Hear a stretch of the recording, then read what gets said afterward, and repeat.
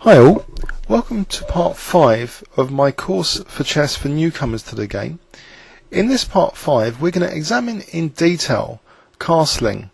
We touched on the special castling move in an earlier video, but now we're going to look in detail at the rules for castling. So I want to emphasize when you can castle and when you can't. So to demonstrate this, first of all, let's put in a few moves. e4, e5, knight f3, knight c6.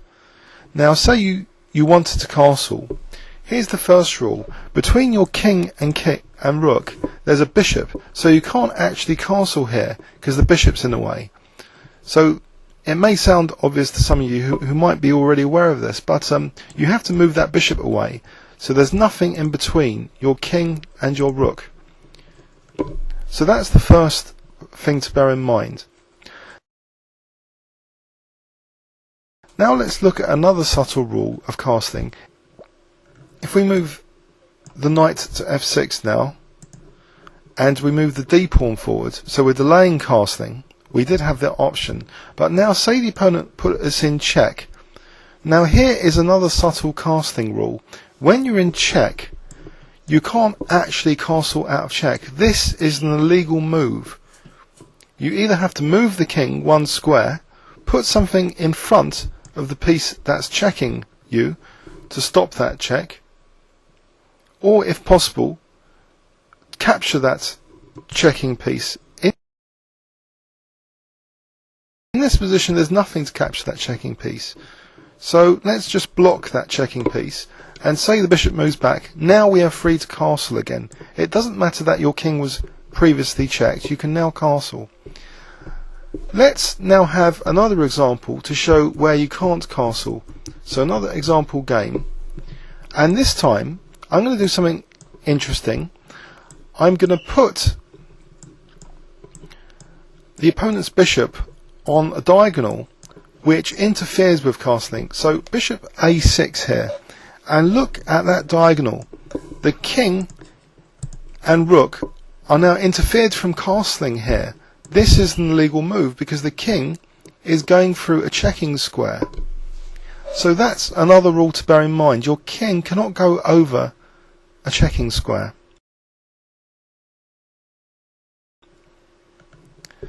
Now let's look at another example again.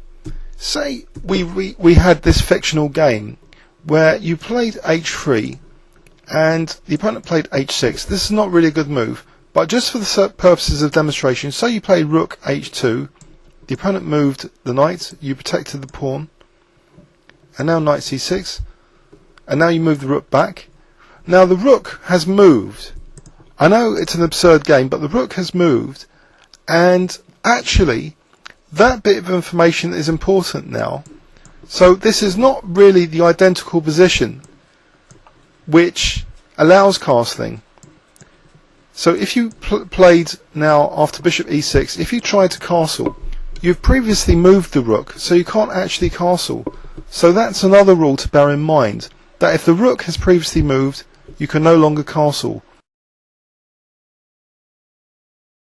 Your castling privilege has just disappeared. So let's just talk about what we've just said in summary. First of all, there must be nothing in the way of the king and rook. Also, the king cannot castle out of a check.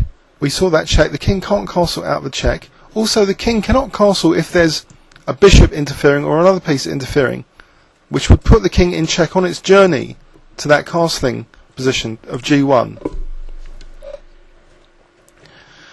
Now let's look at a more subtle castling rule which even experienced players have trouble with. It involves castling queenside.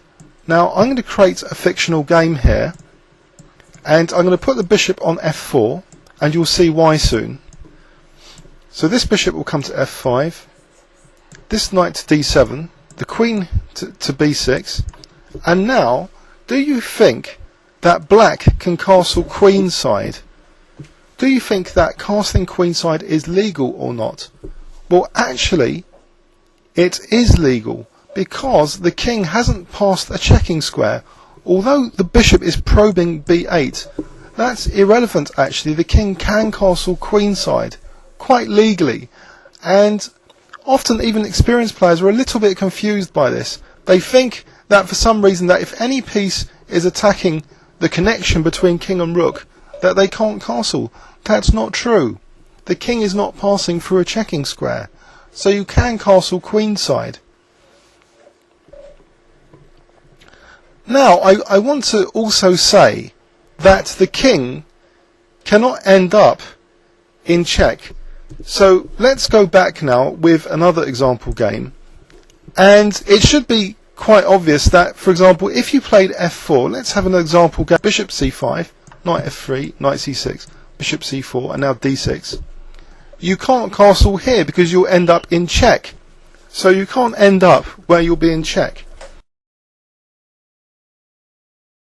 So maybe that was already intuitively obvious from before, that no piece can put you in check as you're castling. Just to make that clear. Now, when you castle, sometimes the rook can be playing a useful role in checking or even checkmating the opponent, or giving you the option to win material. Okay, in this fun game, we're going to show that even an experienced player sometimes has difficulties understanding the technicalities of castling.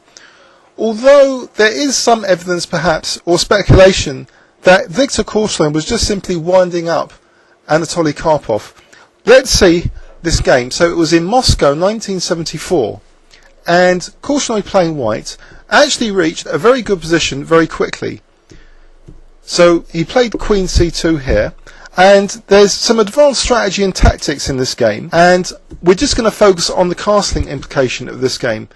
So basically, Korchnoi, playing white, after bishop takes d5, he had already a very promising attacking position, because there is a subtle tactic which Karpov missed or wasn't in his preparation, and that was this knight takes h7.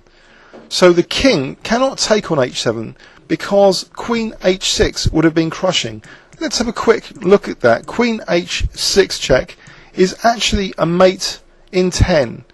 So here is a forced mate in 10 with queen h5, and after king g8, bishop e4, forcing f5, and now bishop d5 check, and after rook f7, queen takes f7, queen h5, queen h6, and that is mate.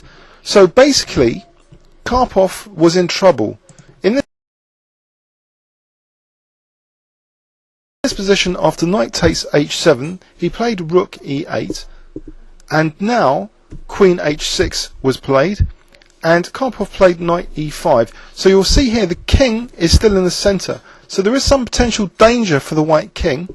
And after knight g5, bishop takes g5, bishop takes g5. Black now played queen takes g5. So black is trying to convert the theoretical weakness of the king still being in the centre to a practical weakness, as we'll see, because after queen takes g5, Karpov now played bishop takes d5. Now this shows you what happens when you don't castle. If white routinely captured the bishop with c takes d5, then knight f3 check, and black would be winning. Black would be a whole piece up because this pawn is pinned to the king. See, that's one problem with castling, is if you don't castle, rather, you'll have these pinned pieces often to your king. You don't want them because they're really paralysed. The poor pawn can't take on f3, so the king moves and then knight takes g5 and black is a piece up. Now in this position, amusingly, Korchnoi had asked the arbiter, was he allowed to castle? Now, following our rules of logic, let me test you on this. The black bishop is attacking the rook, so do you think white can castle kingside or not? The answer is yes, white can castle kingside, because the king had no path where a piece of the opponent wasn't attacking f1.